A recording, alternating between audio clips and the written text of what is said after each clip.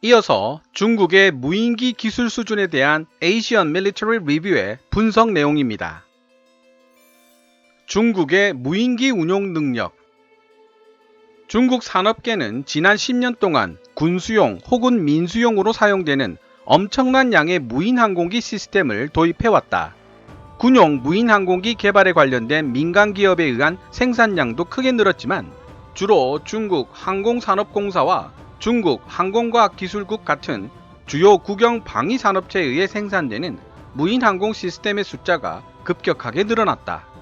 실제로 미 국방부는 중국이 2023년까지 100억 달러, 한화 12조 3천억이 넘는 비용을 들여 41,800여 대의 무인항공기를 제조할 수 있을 것으로 보고 있으며 이 무인기들 중 대다수는 중국 군에 의해 인수되고 있다. 미 국방부는 또한 중국의 이러한 장거리 무인 정찰기 개발과 인수 노력은 중국 인민군의 장거리 정찰 및 타격 작전 수행 능력을 높여줄 것으로 믿고 있다. 중국 윙룽사의 테로닥트리나 샹룽사의 소어링 드래곤 등이 특히 눈에 띄게 발전하고 있는 무인기이다. 비록 현재 중국군에서 운용 중인 무인기 시스템의 능력에 대한 상세한 정보는 비밀에 쌓여 있지만 이러한 프로그램들은 무인기 분야에 있어 중국의 기술력이 얼마나 발전했는지를 보여준다.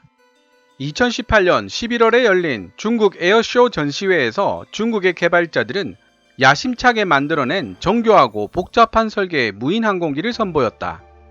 이 무인항공기들에는 스텔스 기능과 엄청난 탑재량 그리고 장거리 채공 능력 등이 접목되어 있으며 중국은 무인기 분야에 있어 그들의 가치사슬, 밸류 체인을 빠르게 상향 조정하고 있는 것이 분명해 보인다.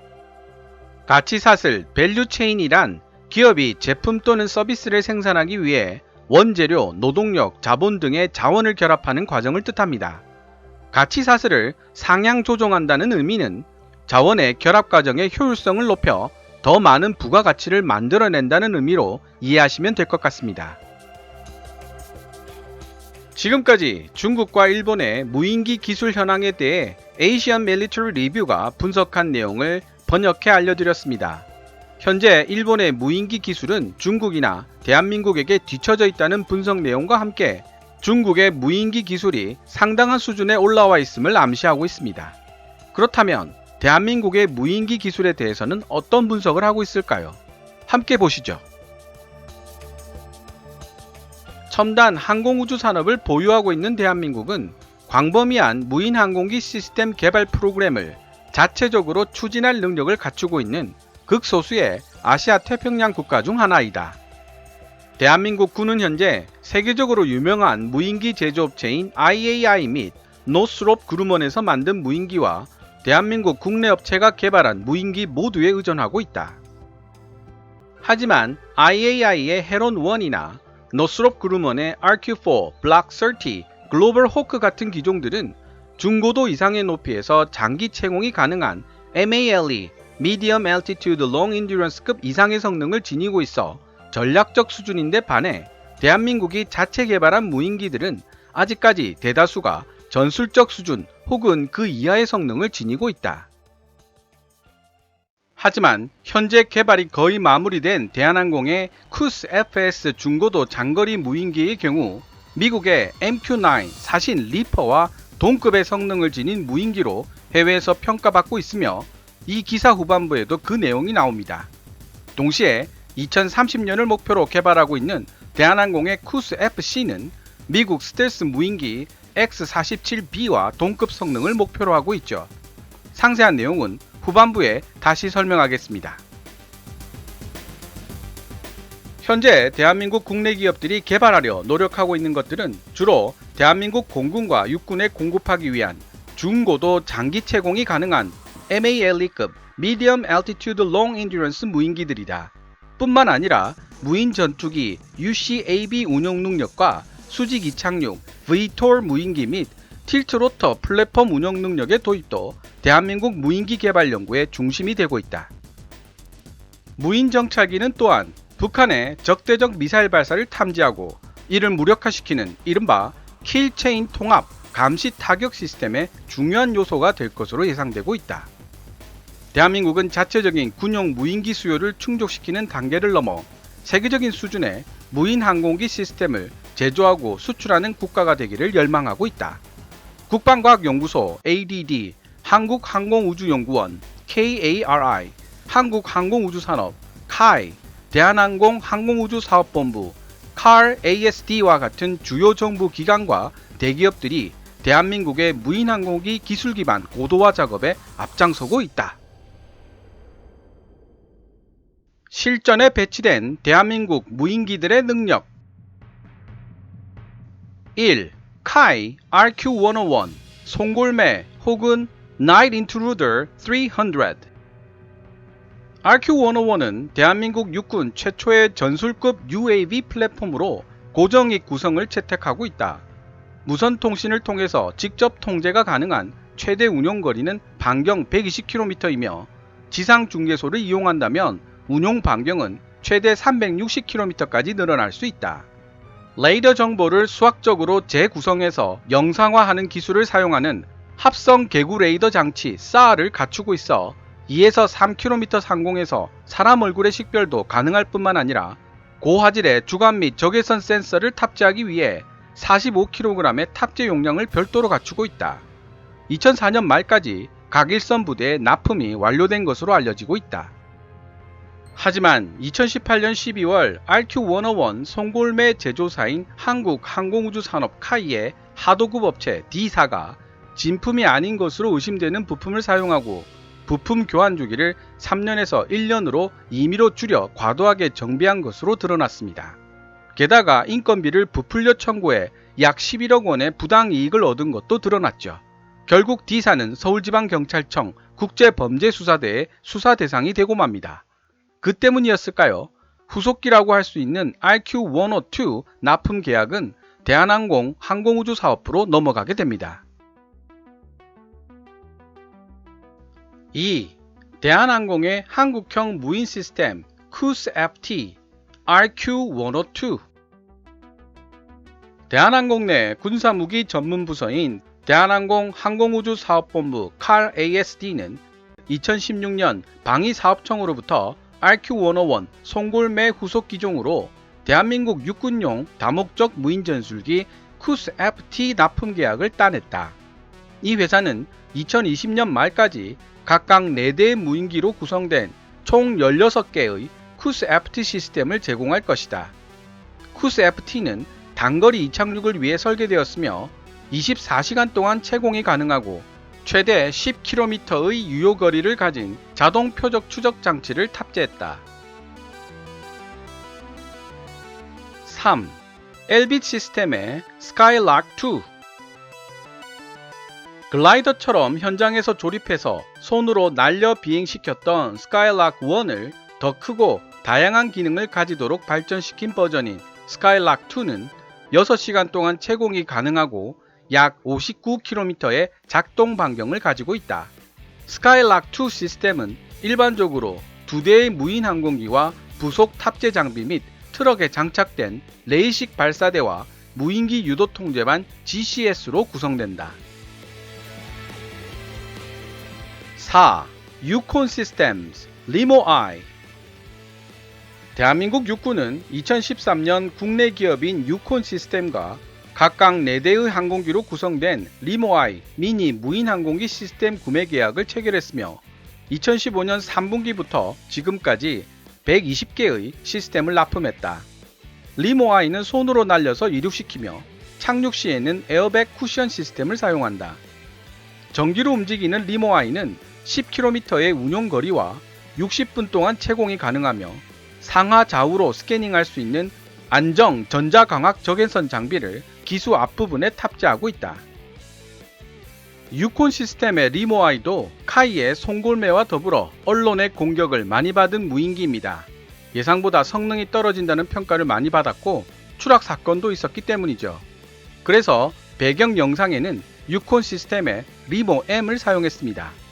무인기 분야의 기술 개발이 얼마나 어려운 일인지를 잘 보여주는 사례라는 생각이 드네요. 5. IAI 헤론1 이스라엘 IAI는 2014년 12월 대한민국 방위사업청이 육군 군단급 무인기로 자신들의 헤론-1 중고도 장기 채공 MALE 무인기를 선정했다고 발표했다. 하지만 정확하게 몇 대가 대한민국 육군에 의해 운용되고 있는지는 불분명하다. 그럼에도 불구하고 이들 중 적어도 한 대의 무인기가 비무장지대 상공에서 정찰 임무를 수행하고 있는 것으로 보고되고 있다. 현재 개발 중이거나 시험 운행 중인 대한민국의 무인기들. 1. 카이의 Night Intruder 600VT. 한국 항공우주산업 카이는 대한민국 육군이 요구할 것으로 예상되는 조건을 충족하기 위한 수직 이착륙 무인기를 내부 자금으로 개발하기 시작했으며 2019년부터 시험 비행에 들어갈 예정이다. 시제품으로 만들어진 기체는 전체 길이가 9m에 달하고 600에서 750kg의 최대 이륙 중량을 가질 것으로 보인다. 카이는 치열한 전자파 환경 속에서도 원활한 작동 능력을 보장할 수 있도록 특허를 받은 엔티-스푸핑 드론 제어 컴퓨터 기만 공격을 차단하는 기능을 GPS 시스템에 통합시켰다. 2. 미국 X-47B와 동급인 대한항공 스텔스 무인공격기 쿠스-FC. 스텔스 기능에 최적화된 터보제트 추진 무인공격기 쿠스-FC에 대해서 알려져 있는 것들은 거의 없다. 대한항공은 서울에서 열린 아덱스 2017 전시회에서 쿠스-FC가 약 16m의 날개 길이와 6시간 동안 지속적인 비행이 가능하다는 사실을 발표했지만 추가적인 정보는 일체 공개하지 않으면서 비밀에 휩싸여 있다. 대한항공 쿠스-FC는 미국이 개발한 스텔스 무인공격기 X-47을 급유기로 개조한 X-47B와 유사한 크기, 형태 및 성능을 가질 것으로 예상되고 있습니다.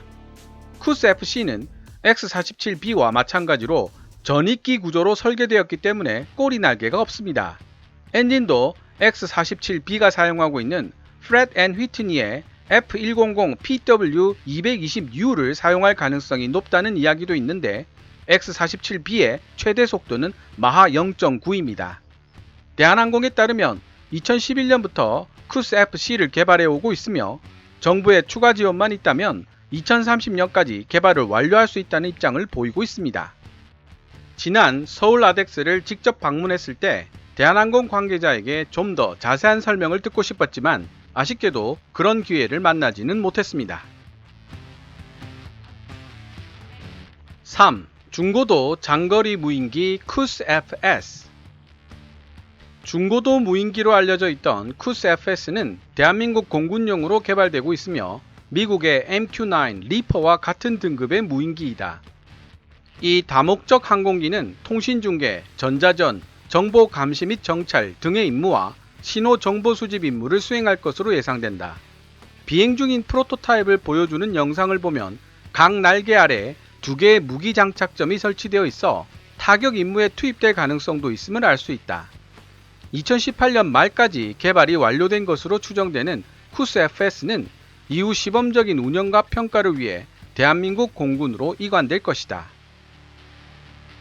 한국형 MQ-9 리퍼인 쿠스-FS는 사우디아라비아가 적극적인 구매 의사를 밝힌 기체로도 유명합니다.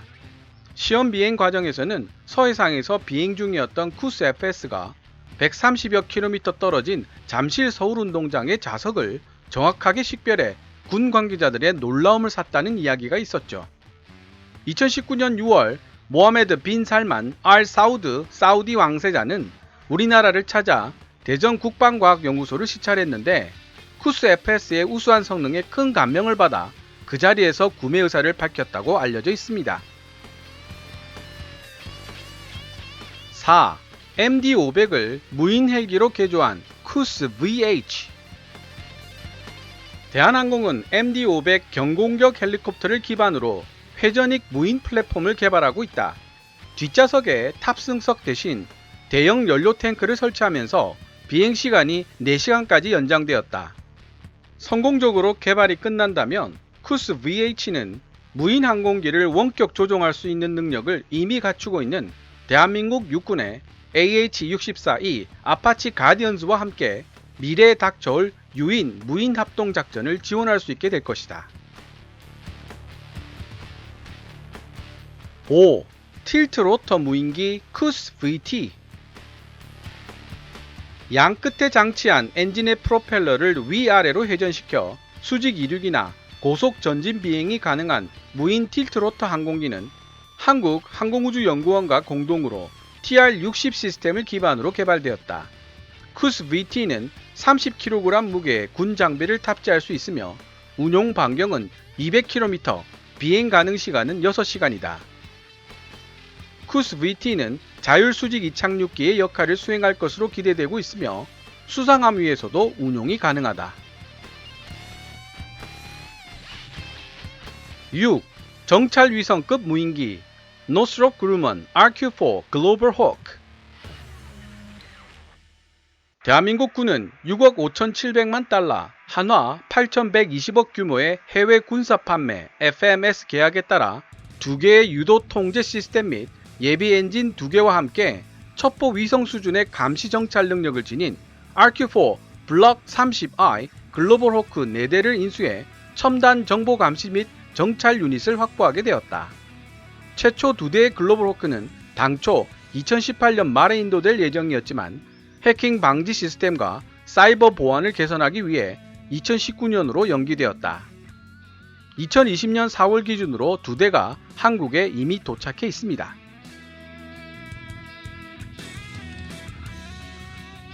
지금까지 2019년 Asian Military Review에서 온라인 잡지 7, 8호를 통해 소개된 대한민국의 무인기 개발 능력에 대한 기사를 번역해 보았습니다.